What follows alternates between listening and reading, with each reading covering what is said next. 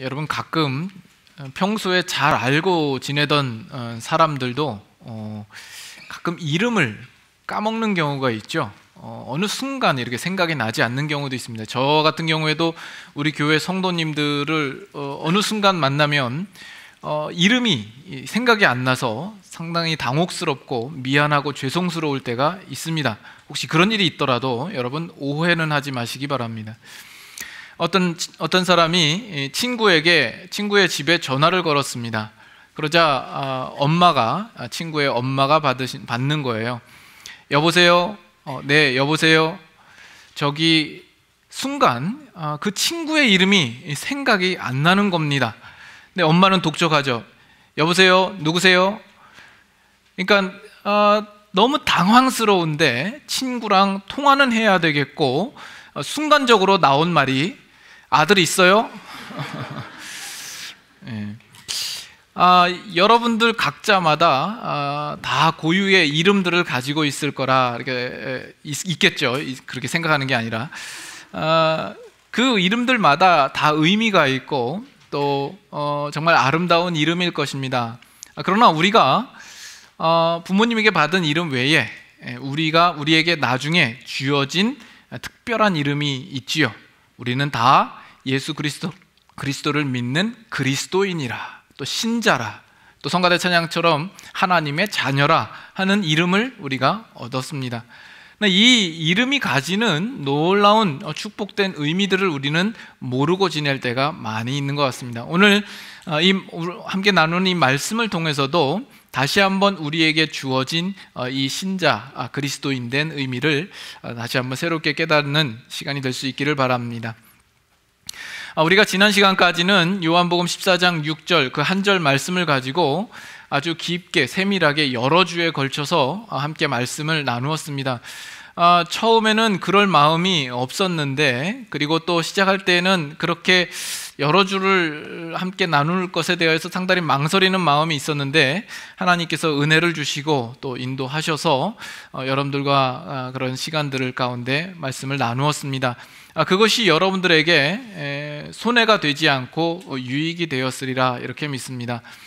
사실 오늘도 6절 말씀을 한 번 더 나누려고 설교 아웃라인까지 이렇게 다 잡아놨는데 또 새우구이 축제이고 또 우리 성도들 중에는 새우구이 축제라서 특별히 마음에 두고 기도하시는 또 준비하시는 분들이 있고 해서 그 말씀은 나중에 다음 기회에 또 기회가 있을 때 전하기로 하고 오늘 다른 본문을 가지고 나왔습니다.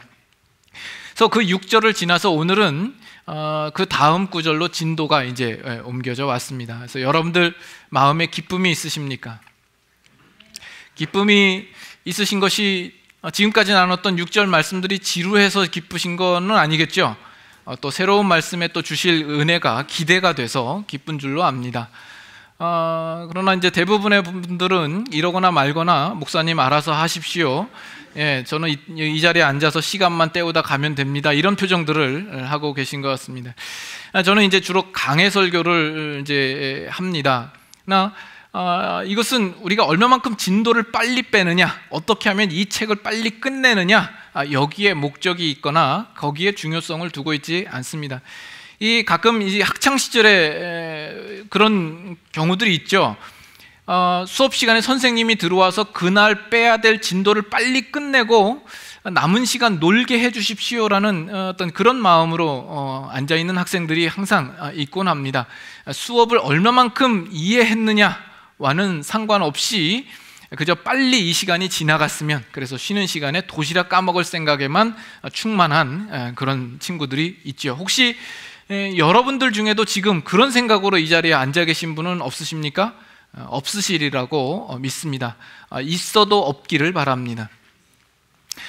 그래서 우리 신앙이라는 것은 사실은 끝이 없습니다. 그래서 창세기부터 요한계시록까지 달달달달 외우고 다 끝냈다고 해서 그것이 여러분들에게 얼마만큼 유익될 것이라고 생각을 합니까?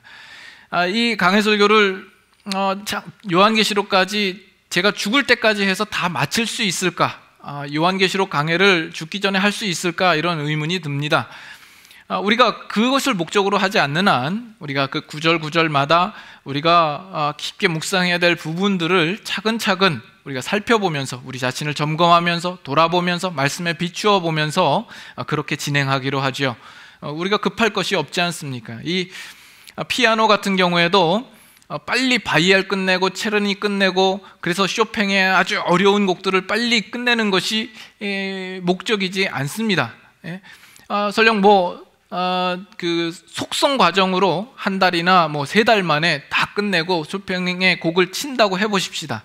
모르긴 몰라도 그 피아노 곡들은 다 박자만 맞춰서 되는 문제가 아니라 거기에 음색도 있고 표현력도 들어가야 되고 강약도 조절해야 되는 아주 정말 어려운 과정입니다. 그건 그 곡을 소화하지 않으면 안 되는 거죠. 그러기 위해선 기초부터 튼튼히 천천히 쌓는 것이 필요합니다. 그러나 우리 죽을 때까지 다 하지 못할 거 그냥 천천히 여유 있게 놀면서 합시다. 이거는 또 아닌 걸로 여러분들 알아주시기를 바랍니다. 자, 어쨌든 오늘 본문을 생각해 보도록 하죠. 오늘 본문에 보면 이 빌립이 예수님께 요청을 합니다. 주여, 아버지를 우리에게 보여주옵소서. 그리하면 족하겠나이다. 여러분, 성경에 하나님의 영광을 직접 눈으로 본 사람이 있습니까? 구약 성경에 그래도 하나님의 영광을 본 사람이 있죠. 아주 극히 제한적인 일부분이나마 본 사람이 있습니다. 누구죠? 모세였습니다. 그리고 그 외에는 사실 없습니다. 환상 중에, 이상 중에 하나님을 본 사람은 있죠. 우리 요한복음 14장을 여러분 손가락으로 끼워 두시고 다시 와야 되니까 이사야서 6장을 한번 잠깐 보겠습니다. 이사야서 6장 1절.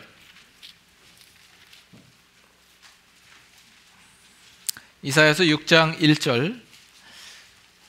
구약성경 973페이지. 거기 보면 우시야 왕이 죽던 해에 내가 본즉 주께서 높이 들린 보좌에 앉으셨는데 그의 옷자락은 성전에 가득하였고, 그래서 이사야가 환상 중에 보좌에 앉으신 주를 보았다고 나옵니다. 그리고 이사야가 예언하는 내용 가운데 이사야 40장으로 한번 가보시죠.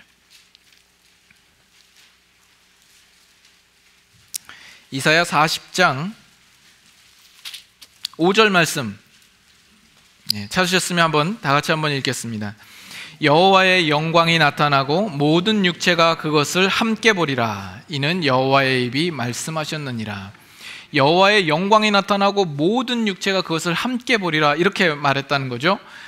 그래서 어쩌면 예수님 당시의 유대인들은 장차 메시아가 오시면 그들은 하나님의 영광을 다 볼 수 있을 것이라는 기대가 있었을 것이라 이렇게 생각이 됩니다. 어쩌면 이 빌립도 그런 유대인들이 가지고 있는 그 기대감을 가지고 예수님에게 아버지를 보여달라는 요구를 하고 있는지도 모릅니다. 그가 아버지를 보게 해달라는 것은 육적으로 육신의 눈으로 아버지를 직접 볼 수 있게 해달라는 요구였을 것이라 이렇게 생각을 합니다. 그런데 이 빌립의 요구는 우리 신앙인들 가운데에서도 우리 신앙을 이렇게 처음 시작하는 그런 단계 속에서는 누구나 한 번쯤은 이런 마음을 가져보지 않았을까 생각을 합니다. 그렇죠? 그러나 그때만이 아니라 지금 이 순간도 여러분들 중에는 내 안에 풀리지 않는 신앙의 문제에 대하여서 하나님이 뭔가 좀 직접적이고 분명한 것을 보여주기를 바라는 그런 마음들이 있는 분들이 있을 것이라 생각을 합니다. 그러나 이 부분에 대하여서 예수님께서 하시는 말씀이 뭡니까? 다시 요한복음으로 오셔서 9절 말씀을 보면 빌립아, 내가 이렇게 오래 너희와 함께 있으되 내가 나를 알지 못하느냐? 나를 본 자는 아버지를 보았거늘 어찌하여 아버지를 보이라 하느냐? 지금 예수님께서 말씀하시는 이 말씀의 뉘앙스는 뭐예요?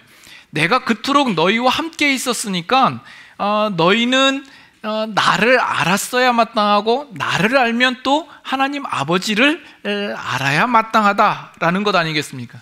그러나 또 한편으로 그 얘기는 지금 제자들, 이 빌립은 예수님도 제대로 알지 못하였고 그렇기 때문에 그 아버지도 보지 못하고 있다라는 이야기가 되는 것입니다. 여러분, 제자들이 예수님을 몰랐을까요? 제자들은 너무나도 예수님을 잘 알고 있었습니다. 예수님이 어디로 가시든지 그 길을 함께 따라가기 위하여서 그들은 배와 그물을 버려두고 가족들과 자기의 생업을 포기하고 예수님을 따랐던 사람들입니다. 그리고 공생의 기간 그 3년 동안에 예수님과 함께 자고 먹고 그 길을 행하면서 예수님께서 가르치신 그 말씀과 또 그가 행하신 여러 기적과 능력들을 함께 보았던 사람들입니다. 그 당대에 있어서 이 제자들만큼 예수님을 잘 아는 자들이 없습니다. 그러나 그럼에도 불구하고 예수님께서 오셔서 정작 그들에게 나타내시고 싶어하는 그것을, 나타내셔서 보이고자 하는 그것을 그들은 알지도 못하고 보지도 못하고 깨닫지 못하는 무지함 속에 있다라는 예수님의 지적인 겁니다. 이것을 보면 오늘날 주일이 되면 그 교회마다 가득가득 메우는 수많은 신자들 중에도 이와 비슷한 상황과 모습 속에 있는 신자들이 있지 않는가라는 그런 생각을 해봅니다. 우리들은 예수님을 몰라요? 이 자리에 있는 여러분들은 다 예수님을 안다고 할 것입니다. 우리는 다 예수님을 알죠. 신앙생활을 이 정도 했으면 우리는 다 예수님을 알 것입니다. 서당계 3년이면 풍어를 읊는다고 우리도 신앙생활 몇 년만 하면 적어도 예수님의 이름으로 기도합니다, 아멘 정도는 다 할 줄 아는 것 아닙니까? 실제로 그런 경우가 있다고 그래요. 예수님 믿은 지 얼마 안 되신 분들이 이제 같이 이렇게 모임에 참여하다가 모임 속에서 한번 기도를 좀 부탁했는데 기도를 했는데 나갈 구멍을 찾지 못해서 나중에 어떻게 맺어야 될지를 몰라서 나중에 예수님 이만 물러가겠습니다, 안녕히 계십시오 이렇게 한다든지, 또는 설교를 강연이라 이렇게 말하기도 하고, 불교에서 기독교로 개종하신 분이 교회에 왔더니 담임 목사님을 보고 주지 목사님이라고 부른다든지 그런 일들이 과거에는 있었습니다. 그러나 여러분들이 이제 신앙생활을 하면서 이제는 신앙적인 용어에 상당히 익숙해지셨죠. 그리고 어떤 상황마다 내가 어떻게 말해야지 신앙인처럼 보일까 하는 부분들에 대해서 여러분들은 빠삭하게 알고 있습니다. 그것이 어떤 의미인지는 몰라도 적어도 다른 사람에게 신앙이 없다라는 무시를 받지 않기 위해서 나름대로 표현할 표현력 정도는 여러분들이 이제는 다 알고 지낼 만한 거죠. 그리고 성경적인 지식도 어느 정도 풍부해졌습니다. 그러나 정작 예수 그리스도를 믿는다 할 때 예수님께서 예수님을 통하여서 나타내시고 보이시고자 하는 그 일들에 대해서 알지 못하고 보지 못하고 신앙생활하고 있는 사람들이 많다라는 것이죠.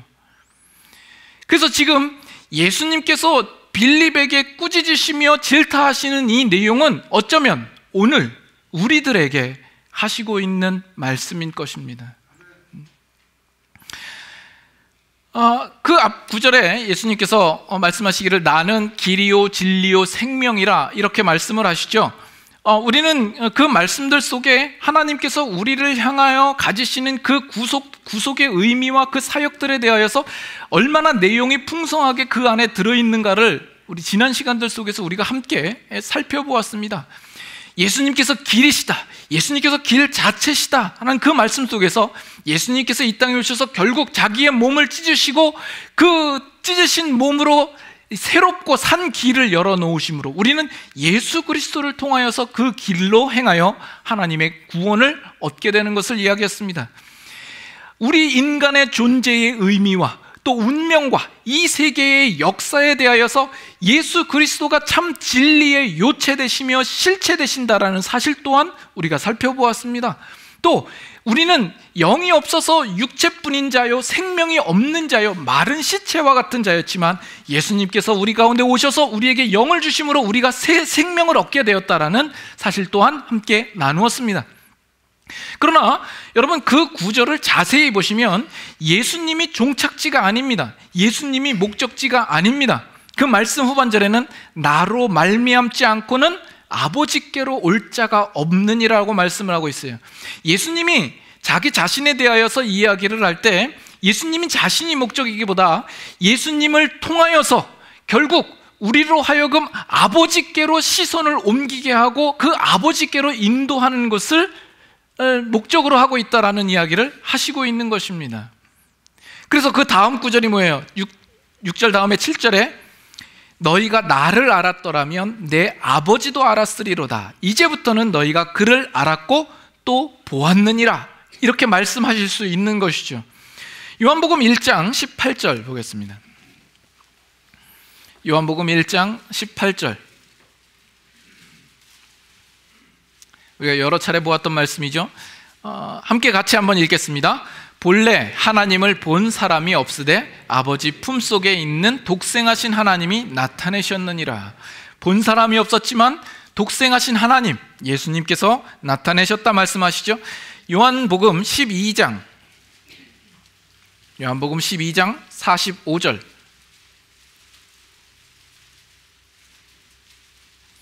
요한복음 12장 45절. 다 같이 읽겠습니다. 나를 보는 자는 나를 보내신 이를 보는 것이니라. 이렇게 말씀하고 있습니다. 그러므로 우리가 예수님을 믿는다고 했을 때, 우리가 예수님을 제대로 믿는다고 하면 우리는 하나님을 보는 자리로까지 가야 마땅합니다. 여기서 하나님을 본다라는 것이 우리의 육안으로 하나님을 볼 수 있다라는 이야기는 아니죠. 우리의 영적인 눈이 띄어지는 것을 이야기를 합니다. 그래서 마치 우리가 육안으로 하나님을 보는 것과 같이, 아니 그보다 더 분명하고 확실하게 하나님의 존재와 하나님의 성품과 하나님의 역사를 알고 하나님을 인격적으로 만나고 경험하고 체험하는 자리까지 갈 수 있다라는 이야기입니다. 그래서 구약성경의 욥기를 보면 욥은 그 육체의 환난과 어려움을 겪고 난 이후에 하나님의 음성을 듣고 나서 그가 고백하는 내용이 뭐예요? 내가 지금까지는 주에 대하여서 귀로 듣기만 하였사온데 이제부터는 주를 내 눈으로 배움나이다. 이렇게 고백을 하죠. 예수 그리스도를 받은 우리들은 이 욥보다 어떤 면에선 더 분명하게 확실하게 이 고백을 할 수 있는 자들입니다. 예수님께서 말씀하시는 내용이 바로 이런 내용입니다. 우리가 지금까지는 예수님을 믿는 신자들의 경우에 대하여서 이 말씀을 함께 생각해 봤습니다. 이제는 불신자에 대하여서 한번 생각해 보기를 원합니다. 지금 빌립이 요청하는 것, 아버지를 우리에게 보여주옵소서라는 이 요청은 어떤 면에서는 지금 예수님을 믿지 않는 불신자들이 예수 믿는 우리에게 반박하며 조롱하며 들이대는 요구와 참 닮아 있습니다. 그렇죠? 하나님이 어딨어? 있으면 한번 보여봐 라는 것 아닙니까? 우리는 이 세상에 살면서 믿지 않는 사람들로부터 항상 이런 도전을 받고 있습니다. 거기에 대하여서 예수님의 대답이 뭐냐 하면 나를 본 자는 아버지를 보았다라고 말씀을 하는 거죠. 근데 이것이 예수님만이 하실 수 있는 말입니까? 제가 생각할 때는 예수님만이 하실 수 있는 말이 아니라 오늘 예수 그리스도를 믿는 모든 신자들이 마땅히 할 수 있는 말이라고 생각을 합니다. 여러분 어떻게 생각하세요? 여러분 좀 아닌 것 같다라는 생각을 하세요? 네? 어떻게 감히 예수 믿는 우리가 나를 본 자는 아버지를 보았다 이렇게 말할 수 있겠습니까? 라고 생각을 합니까? 그러나 저는 감히 우리 모든 신자들이 나를 본 자는 아버지를 보았다라고 말할 수 있다라고 저는 담대하게 주장하는 바입니다. 그러면 그렇게 말하는 근거는 뭐냐라는 거죠. 제가 근거 없이 그런 얘기를 하지는 않을 것입니다. 첫 번째 근거는 뭐냐 하면 예수님께서 우리를 보내실 때 어떠한 모습과 모양으로 우리를 보내셨는가 하는 겁니다. 그것은 이미 우리가 여러 차례 한번 다루었던 문제입니다. 요한복음 17장 18절에 보시면 예수님이 뭐라고 그러냐면 아버지께서 나를 세상에 보낸 것 같이 나도 그들을 세상에 보내었고 라고 이야기를 합니다. 하나님 아버지께서 예수를 이 땅에 보내신 그 모양과 그 모습과 그 상황과 그 상태대로 우리 또한 이 세상에 보내셨다라고 이야기를 해요. 그러면 그 아버지가 예수님을 어떻게 보내셨는데요? 그 하나님이 예수님을 보내실 때는 길과 진리와 생명된 모습으로 예수를 보내셔서 그 예수로 하여금 보는 자들마다 예수 그리스도를 통하여서 아버지께로 인도되고 올 수 있도록 예수님을 보내신 것입니다. 그렇다면 우리도 예수님께로부터 보냄을 받았을 때 비록 우리는 길과 진리요 생명은 아닙니다. 그러나 예수 그리스도를 소유한 자로서 우리는 여기가 길입니다, 이분이 바로 진리입니다, 바로 여기에 생명이 있습니다 라는 것을 충분히 얘기할 수 있는 자이고, 우리는 그것을 통하여 그 예수를 소개함으로써 우리 믿지 않는 우리 주변에 있는 사람들로 하여금 예수 그리스도를 알게 하고 하나님께로 시선을 모으게 하고 하나님께로 인도하는 그 사명으로 우리가 부름을 받았다라는 것입니다. 이것이 첫 번째 근거입니다. 두 번째는 14장 10절 한번 보시죠. 14장 10절 하반절에 내가 너희에게 이르는 말은 스스로 하는 것이 아니라 아버지께서 내 안에 계셔서 그의 일을 하시는 것이라 말씀하죠. 11절에는 믿으라 라고 말씀하면서 그렇지 못하겠거든 행하는 그 일로 말미암아 나를 믿으라 말씀합니다. 근데 놀라운 것은 12절에 보면 내가 진실로 진실로 너희에게 이르노니, 다 같이 한번 읽습니다. 나를 믿는 자는 내가 하는 일을 그도 할 것이요 또한 그보다 큰 일도 하리니. 12절에는 보면 나를 믿는 자는 내가 하는 일을 그도 하고 나보다 큰 일을 하겠다라고 말합니다. 예수님께서 하시는 일들을 우리도 하고 있고 오히려 그보다 큰 일들을 한다라면 예수님이 하신 그 일들을 통하여서 아버지를 나타내고 아버지를 보이게 한 일이라면 우리도 얼마든지 우리의 모습과 삶을 통하여서 아버지를 보이게 하는 그 일들이 가능하겠다, 이렇게 말할 수 있지 않습니까? 그렇죠? 이것이 두 번째 근거입니다. 세 번째 근거, 이것이 오늘 설교의 요지입니다. 사실 가장 강조하고 초점을 두고 말씀을 드리고 싶은 내용입니다. 예수님께서 나를 본 자는 아버지를 보았다라고 말씀을 하시면서 가장 분명하고 확실한 근거로서 우리에게 제시하고 있는 내용이 뭐냐 하면 10절입니다. 10절, 내가 아버지 안에 거하고 아버지는 내 안에 계신 것을 내가 믿지 아니하느냐. 내가 아버지 안에 거하고 아버지는 내 안에 거하신다라는 이 사실입니다. 여러분들은 이 내용을 어떻게 생각하십니까? 여러분, 예수님은 이 땅에 오실 때에 하나님 아버지의 전권 대사로 이 땅에 오신 것입니다. 그 아버지와 동등된 권위로서 이 땅에 오신 것이죠. 물론 그 예수님이 하나님 아버지의 아들이라는 그 신분이 그 권위를 증명해 주기도 하지만, 오늘 본문으로 치면, 오늘 지금 읽은 그 구절의 내용으로 치면 그 권위는 내 안에 아버지가 있고 아버지 안에 내가 있는 것으로 설명을 하고 있는 것입니다. 여러분, 이것이 예수님에게만 가능한 일이고 우리에게는 불가능한 일이라고 생각을 하십니까? 요한복음 14장 16절 한번 보시죠. 14장 16절, 내가 아버지께 구하겠으니 그가 또 다른 보혜사를 너희에게 주사 영원토록 너희와 함께 있게 하리니. 그래서 예수님께서 보혜사 성령님을 우리에게 보내주실 약속을 하시고 계십니다. 그리고 20절 가셔서 20절 다 같이 한번 읽겠습니다. 그 날에는 내가 아버지 안에 너희가 내 안에 내가 너희 안에 있는 것을 너희가 알리라. 우리를 이렇게 부르고 있다라는 거예요. 지금 예수님께서 내가 아버지 안에 아버지가 내 안에 있다라는 그 관계성으로 나를 본 자는 아버지를 보았다라고 말씀하시고 있는데, 우리를 부르시는 그 모습을 보니까 그리스도께서 아버지 안에 계시고 그리스도가 우리 안에 계시고 우리는 그리스도 안에 있는 그 관계성으로 우리를 부르시고 있다라는 것입니다.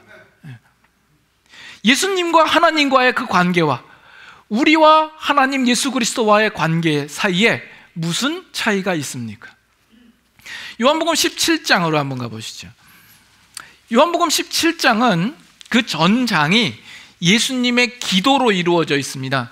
세 부분으로 나누는데, 제일 처음에는 예수님이 자기 본인을 위하여서 하나님께 기도를 올리시고, 또 제자들을 위하여서 기도를 올리시고 마지막에는 이 땅에 믿는 모든 신자들을 위하여서 기도하는 내용이 있습니다.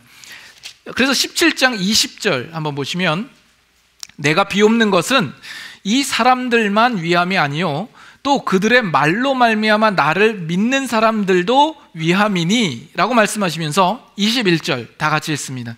아버지여, 아버지께서 내 안에 내가 아버지 안에 있는 것 같이 그들도 다 하나가 되어 우리 안에 있게 하사 세상으로 아버지께서 나를 보내신 것을 믿게 하옵소서. 또 동일한 이야기가 나오죠. 아버지께서 내 안에 내가 아버지 안에 있는 것 같이, 같이에다가 동그라미 하시고 별표, 무궁화표, 당구장표, 꽃표 하셔서 그들도 다 하나가 되어 우리 안에 있게 하사 세상으로 아버지께서 나를 보내신 것을 믿게 하옵소서라는 겁니다.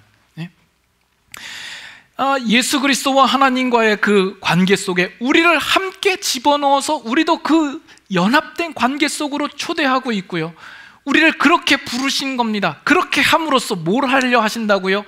세상으로 믿게 하려고. 뭘? 세상으로 아버지께 보내신 것을 믿게 하려고. 그 내용 속에는 뭐예요? 그 아들을 보내신 아버지에 대하여서 우리가 믿게 해야 되는 것이고, 또 그 보내심을 받은 예수 그리스도에 대하여서 말하지 않을 수가 없는 것이죠. 우리는 세상에 그러한 존재로 우리는 서 있다라는 겁니다. 23절 또 한번 보시죠. 23절 또 한번 같이 한번 읽겠습니다. 곧 내가 그들 안에 있고 아버지께서 내 안에 계시어 그들로 온전함을 이루어 하나가 되게 하려 함은 아버지께서 나를 보내신 것과 또 나를 사랑하심 같이 그들도 사랑하신 것을 세상으로 알게 하려 함이로소이다. 세상으로 알게 하려고 우리를 그 연합된 관계로 부르신 거예요. 그래서 하나님의 사랑이 무엇이고 하나님이 예수 그리스도를 보내신 사실에 대하여서 세상으로 알게 하시려고 우리를 부르신 것이다라는 겁니다. 여러분, 이 구절들과 이 내용들 속에서 저는 우리 신자된 특권의 놀라운 부분을 다시 한번 새롭게 발견합니다. 물론 지금 여러분들은 아무런 감동이 없으시겠지만 정말 이제 앞으로 설명하는 내용들 속에서 여러분들도 함께 그 감동을 함께 경험하시기를 원합니다. 창세기 12장 한번 보겠습니다.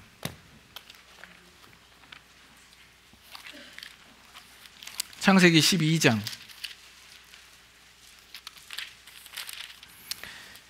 2절 3절 2절은 제가 읽고 3절 같이 읽도록 하죠. 내가 너로 큰 민족을 이루고 내게 복을 주어 내 이름을 창대하게 하리니 너는 복이 될지라. 너를 축복하는 자에게는 내가 복을 내리고 너를 저주하는 자에게는 내가 저주하리니 땅의 모든 족속이 너로 말미암아 복을 얻을 것이니라 하신지라. 우리가 잘 아는 아브라함의 이야기입니다. 여기 보면 하나님께서 아브라함을 너는 복이 될지라 이렇게 말하고 있죠. 개역 성경에는 너는 복의 근원이 될지라 이렇게 나오죠. 우리는 이제 복의 근원이 좀 더 익숙한데 여기서 복이라고 특별히 뭡니까 이렇게 번역을 한 것은 이제 복 자체로 아브라함을 세웠다라는 거죠. 그러면 여러분, 복이 뭐라고 생각합니까? 아브라함이 가진 복이 뭐라고 생각합니까? 그가 물질적으로 누리는 복이 복입니까? 여기서의 복은 하나님을 아는 것입니다. 아브라함이 하나님을 아는 자로 그 복을 가지고 있는 것입니다.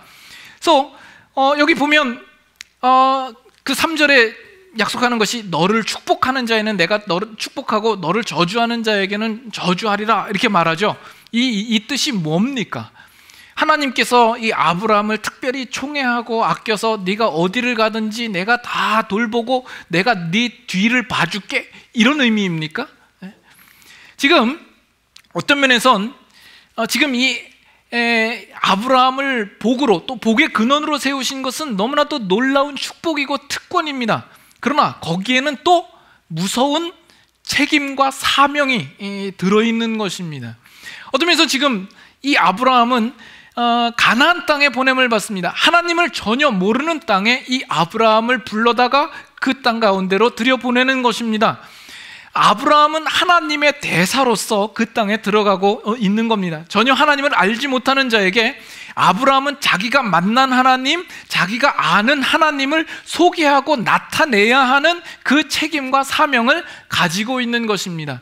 그래서 아브라함을 축복하는 자는, 그 축복한다라는 것은 아브라함을 만나보고 그 아브라함이 나타내는 하나님을 보고 그 하나님을 축복하며 찬양하며 존귀하게 여기는 자를 말하는 것이고, 그런 자에게 축복이 더하여질 것이다라는 겁니다.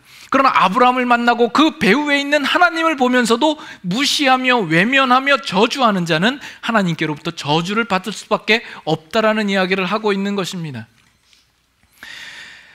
그런데 지금 오늘 제가 이야기하고자 하는 것은 뭐냐 하면, 지금 아브라함을 불러서 하나님이 가나안 땅으로 보내실 때에 하나님이 이 아브라함과 함께 하실 것 같은 그런 마음으로 우리는 느껴집니다만, 지금 아까 보았던 오늘 우리 신자들에게 약속하신 그리스도가 하나님 아버지 안에 있고 그리스도가 내 안에 있고 내가 그리스도 안에 있는 그 관계로서는 아브라함을 보내시지 않고 있다라는 이야기입니다. 여러분, 그 차이를 아시겠습니까?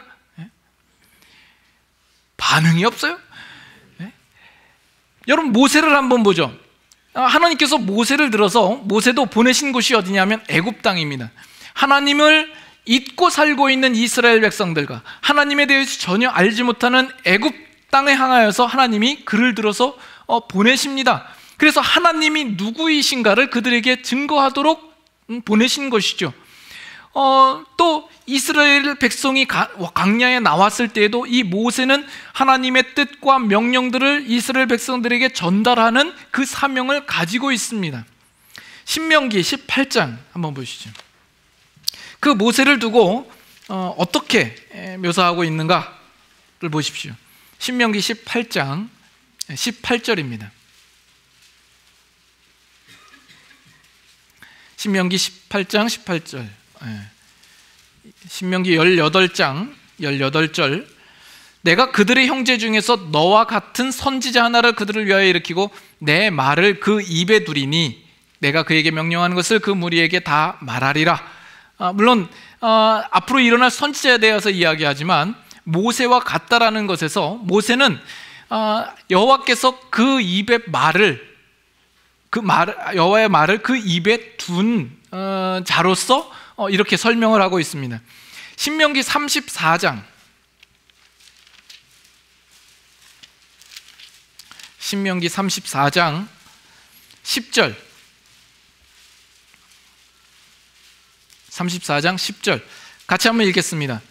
그 후에는 이스라엘에 모세와 같은 선지자가 일어나지 못하였나니 모세는 여호와께서 대면하여 아시던 자요, 여호와께서 그를 애굽 땅에 보내사 바로와 그의 모든 신하와 그의 온 땅의 모든 이적과 기사와 모든 큰 권능과 위엄을 행하게 하심에 온 이스라엘의 목전에서 그것을 행한 자이더라. 여기 모세에 대해서 설명하면서 모세는 여호와께서 대면하여 아시던 자라 표현합니다. 그저 하나님과 대면하여 아는 자로 이렇게 모세를 부르고 있는 것이죠. 물론 모세는 그 앞에 하나님으로부터 그 많은 기적과 권능과 능력을 펼쳐 보이는 그 놀라운 일들을 행하긴 했습니다만, 하나님과의 관계는 하나님과 대면하여 아는 자, 하나님께서 그 말을 그 입에 둔 자 정도로 설명을 합니다. 그런데 오늘날 신자들은 어떻게 설명을 하냐 하면, 그리스도가 아버지 안에, 그리스도가 우리 안에, 우리가 그리스도 안에 있는 그 관계로 우리를 부르시고 있다라는 것입니다. 그 차이입니다. 여러분, 구약 성경에 어떤 하나님의 사람도 오늘 신자들에게 묘사하고 있는 이 관계성으로 불러서 그 일들을 하게 하신 사람이 한 명도 없다라는 사실이죠. 이것은 오늘 예수 그리스도를 믿는 신자들에게 주어지는 특별한 은혜요, 축복이요, 특권인 것입니다. 여러분들은 어떤 거 하실래요? 여러분, 모세처럼 지팡이 하나 쥐어지고 그 지팡이로 가는 곳마다 기적과 권능이 여러분 앞에 펼쳐져 있는 그런 모습으로 여러분 살아가시기를 원하세요? 아니면 하나님이 내 안에 계시고 나도 그 안에 함께 있어서 그와 함께 더불어서 살아가는 그 삶을 원하십니까? 네.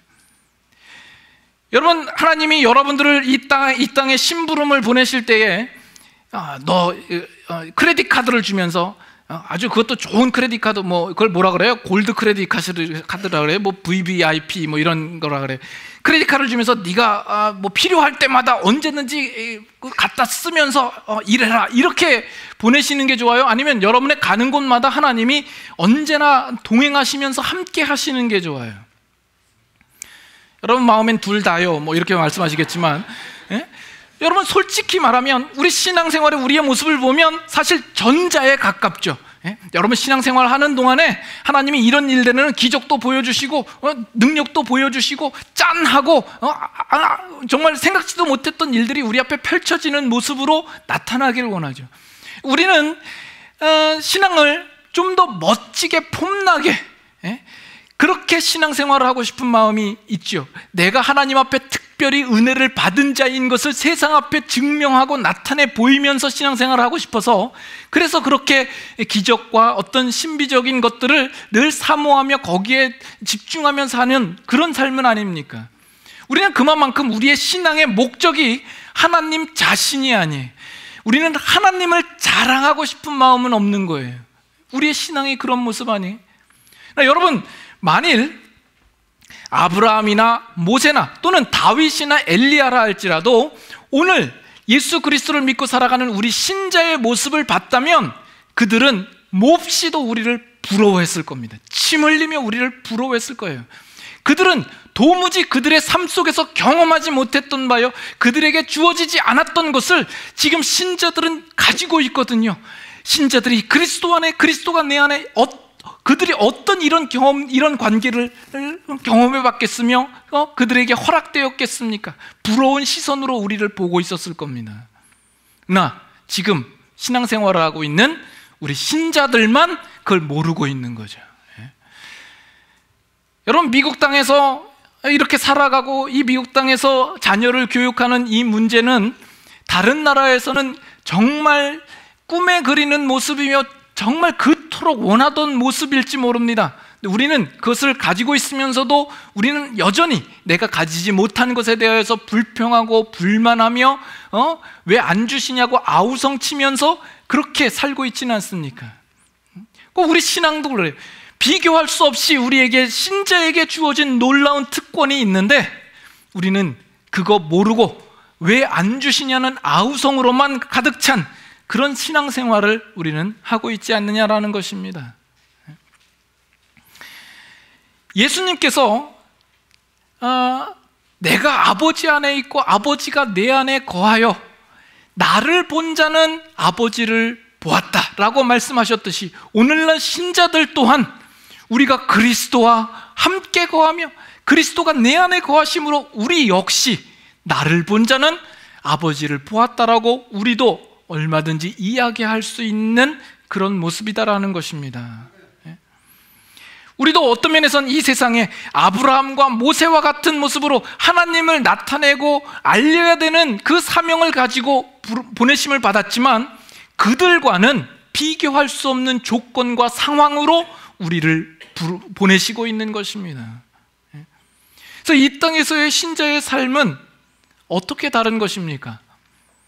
여러분들이 정말 신앙생활을 제대로 하고 있다면 여러분들을 주위에서 바라보는 어떤 사람도 나에게 하나님을 보이시오 이렇게 감히 말할 수 없을 것입니다. 여러분들의 삶을 보고 아니 저 사람은 뭐야? 이상해? 사람이 아닌 것 같아? 이런 반응이 나와야 이것이 정당한 신자의 삶입니다. 오늘날 우리 신자에게 있어서 가장 부끄러운 것은 뭐냐면 우리의 신앙이라는 것을 우리는 항상 부정적으로 소극적으로밖에 증명해 보이지 못하고 있다는 것이죠. 우리는 그렇게밖에는 기독교를 묘사해내지 못하고 있는 거예요. 가령 나는 그래도 거짓말은 안 한다. 나는 술, 담배는 안 해. 기껏 종교화된 것으로 우리를 증명하려고 합니다. 나는 그래도 주일날 빠지지 않고 주일 성수에, 나는 꼬박꼬박 헌금 내고 헌금은 안 떼먹어, 나는 밥 먹기 전에 기도해, 나는 성경을 읽어, 이 정도죠. 그러나 우리 그리스도인들에게 보다 적극적으로 우리가 우리의 신자됨을 나타내야 한다는 것입니다. 그리스도의 향기로 우리가 가는 곳에 하나님의 영광이 드러나고 하나님의 존귀하심과 하나님의 동행하심을 그들에게 나타내고 그들이 감지할 수 있게끔 살아가도록 사는 것이 오늘 우리 신자여야 할 것입니다. 그러나 우리는 그렇게 못 살죠. 왜 그렇게 못 살까요? 오늘 우리 신자에게 주신 그 놀라운 특권과 그 약속된 것의 아름다움을 우리는 깨닫지 못하고 우리는 알지 못하기 때문에 그렇습니다. 우리가 예수 그리스도를 소유함으로 우리는 길과 진리와 생명을 소유한 거예요. 세상 사람들은 알지 못하는, 우리만이 가지고 있는, 우리만이 무엇이 참되며 옳은지를 아는 자입니다. 뿐만 아니라 우리는 예수님께서 행하신 일들을 우리도 행하고 있고, 예수님 하신 것보다 더 큰 일들도 하나님이 필요하신다면 우리에게 주시겠다고 약속해 주시는 그 약속의 말씀을 우리는 받고 있는 자요. 또 우리의 가는 곳마다 내가 그리스도 안에 있고 그리스도가 내 안에 있는 모습으로 우리를 만들어 놓으셨다라는 거예요. 여러분, 이 부분에 벅찬 감격이 있습니까? 소망과 설렘이 있습니까? 신자된 흥분이 있습니까? 이것이 신자의 놀라운 축복이요 특권입니다.